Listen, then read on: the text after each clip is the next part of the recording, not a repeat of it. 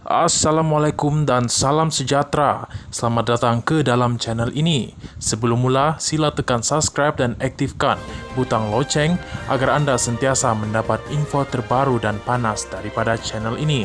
Terima kasih.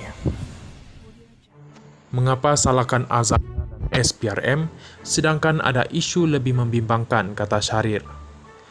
Pihak yang menyerang Menteri Undang-Undang Datuk Seri Azalina Othman Said dan SPRM dinasihatkan memberi fokus terhadap isu yang ditemui dalam siasatan terhadap Hakim Datuk Muhammad Nazlan Muhammad Ghazali.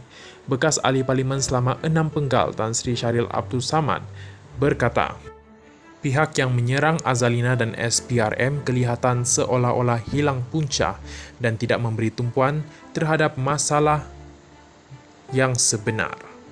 Sumber 42 juta ringgit Malaysia itu adalah daripada pinjaman 170 juta ringgit Malaysia yang dibuat oleh syarikat Putrajaya Perdana Berhad dan Permai Binaraya Berhad daripada Maybank semasa Nazlan menjadi setiausaha syarikat dan peguam agung Maybank, bukan daripada KWAP seperti yang dinyatakan dalam penghakiman Nazlan. SRC itu dibentuk berdasarkan cadangan dan cadangan daripada Maybank kepada 1MDB dan Maybank telah dibayar untuk menubuhkan SRC, termasuk menetapkan strategi perniagaan, polisi dan prosedur serta model perniagaannya, bukan ditubuhkan oleh Najib Razak untuk memudahkan beliau mengambil wang seperti yang dinyatakan dalam penghakiman Nazlan.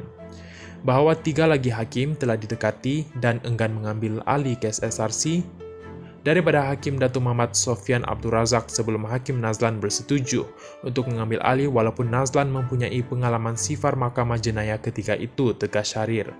Beliau menjawab tuduhan ahli Parlimen Selayang William Leong dan bekas Presiden Majlis Peguam bahawa pendedahan Azalina menghina mahkamah.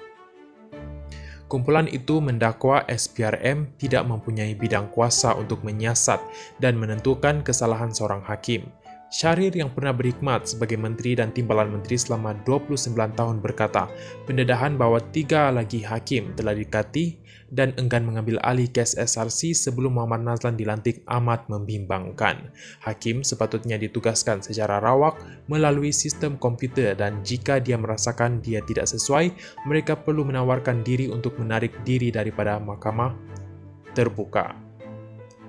Kita juga harus diingatkan bahawa hakim yang paling kurang berpengalaman mungkin dengan pengalaman kes jenayah sifar telah dipindahkan dari mahkamah komersial untuk mengambil alih kes jenayah berprofil tinggi di negara ini bagi menggantikan hakim yang lebih berpengalaman selepas prosiding mahkamah bermula. Oleh itu, jika terbukti benar bahawa 3 hakim telah didekati dan ditolak secara tertutup sebelum Nazlan bersetuju, maka ini akan menimbulkan dakwaan forum shopping di mana hakim dipilih khas untuk mengambil alih kes bagi memastikan keputusan yang diinginkan, kata beliau. Tambahan menurut Syahrir, perpindahan hakim kes melibatkan bekas Perdana Menteri Datuk Seri Najib Razak turut menyaksikan peletakan jawatan Tun Rao Sharif sebagai Ketua Hakim Negara beberapa bulan selepas Tun Dr. Mahathir Mohamad mengambil alih pentadbiran.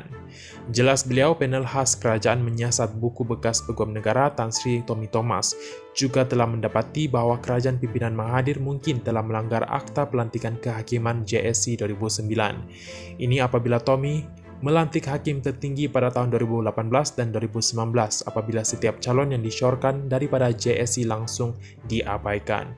Sebagai contoh, Ketua Hakim Negara Tun Tengku Maimun pada mulanya tidak disyorkan oleh JSC untuk menjadi Ketua Negara.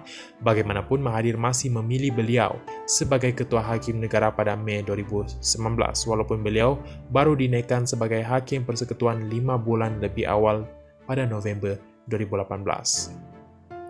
Contoh lain ialah pelantikan Zahara Ibrahim sebagai Hakim Besar Malaya pada Julai 2018. Pada masa itu, JSC tidak mengesyorkan sesiapa pun kerana jawatan itu tidak kosong sejak penyandang itu dilantik hampir setahun lalu.